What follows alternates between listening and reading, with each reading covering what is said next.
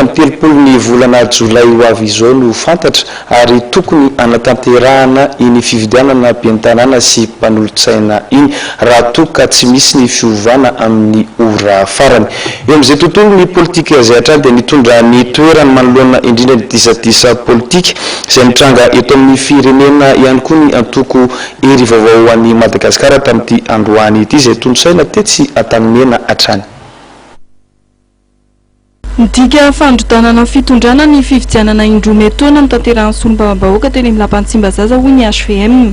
Raisiny ty atoko ty fa mpifanindrina politika amin'izy ireo ny TIM, ny Mapar, ny MMM niaraka isika izay atoko sy vondrona natray anjara tamin'ny fangatana fametrapelan'ny filoham-pirenena ary ny fitsipaham-pitokisana ny gouvernement teny amin'ny lapan'Tsimbazaza.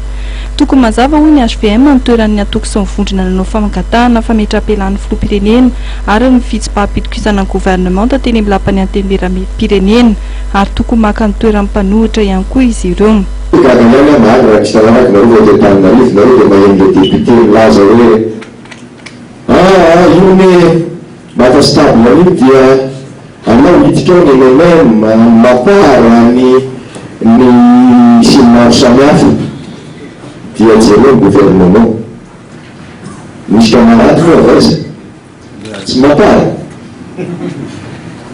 Misy kajanitano avaiza tsy mapara.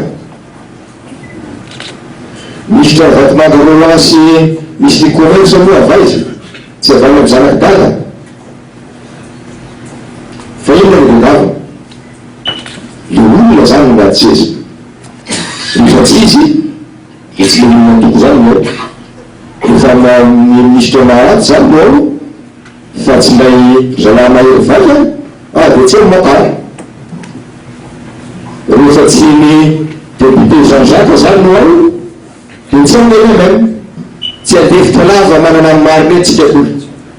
Mikasika ny famolavolana andino ho an'ny fandraisana andraikitra dia nilaza ny HVM fa tokony filoham-pirenena no hitarika izany.